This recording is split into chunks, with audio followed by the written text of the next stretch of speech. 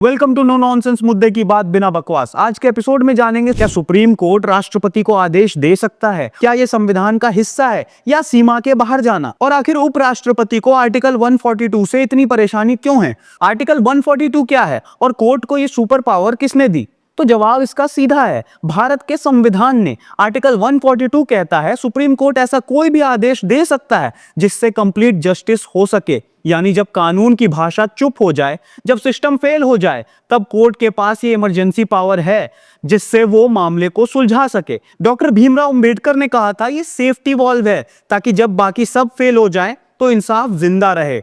अब ये कोई नई चीज नहीं है, 1950 से अब तक सुप्रीम कोर्ट ने 790 से ज्यादा बार इसका इस्तेमाल किया है, यानी ये पावर कोई नया जादू नहीं है। लेकिन अब सवाल ये भी है कि क्या इसका इस्तेमाल हद पार कर रहा है। तो अब सवाल उठता है, भारत में सबसे ऊपर कौन है? ब्रिटेन में तो संसद सबसे ऊपर मानी जाती है, वहां की अदालत भी संसद के बनाए हुए कानून से बंधी होती है। लेकिन भारत का सिस्टम अलग है, यहां ना कोर्ट सबसे ऊपर है, ना राष्ट्रपति, ना संसद। यहां सबसे ऊपर है संविधान। और संविधान क्या कहता है? वो कहता है कि हर संस्था की अपनी सीमा है, कार्यपालिका, विधायिका और न्यायपालिका तीनों को अपनी अपनी लाइन में रहना है। राष्ट्रपति भी उसी संविधान के दायरे में आते हैं, वो कैबिनेट की सलाह पर काम करते हैं, उनके पास कोई निजी फैसला लेने की ताकत नहीं होती।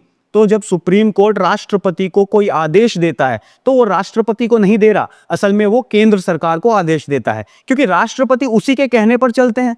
इसलिए उपराष्ट्रपति का यह कहना कि अदालतें राष्ट्रपति को आदेश नहीं दे सकती, संवैधानिक तौर पर बिल्कुल गलत है। और यही बात सुप्रीम कोर्ट के कई फैसलों में पहले भी साफ हो चुकी है। We cannot have situation where you direct President of India. And on what basis? The only right you have under the Constitution is to interpret the Constitution under Article 145(3).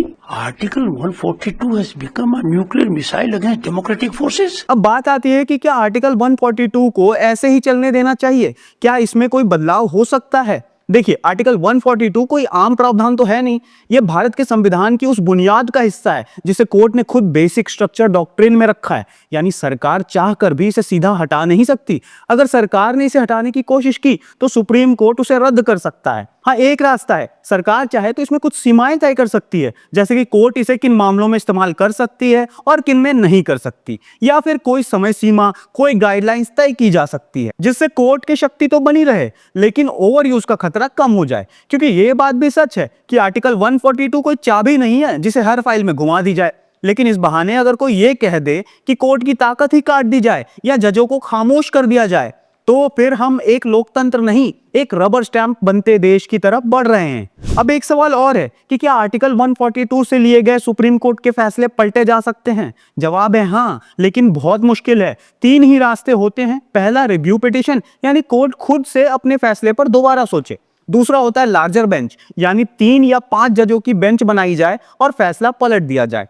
तीसरा होता है कॉन्स्टिट्यूशनल बेंच, जो ये तय करे कि पहले का फैसला सही था या नहीं। लेकिन जो भी तरीका हो, एक बात तय है, आर्टिकल 142 से आया फैसला कानूनन उतना ही मजबूत होता है जितना कोई और फैसला। अब अगर बात करें इस पूरे विवाद की असली सीख की, तो जब कोई सरकार फाइल दबाकर बैठ जाए, जब राज्यपाल पार्टी लाइन पर चलने लगे और जब राष्ट्रपति तक चुप रह जाए, तो उस वक्त इंसाफ की उम्मीद सिर्फ सुप्रीम कोर्ट से ही बचती है।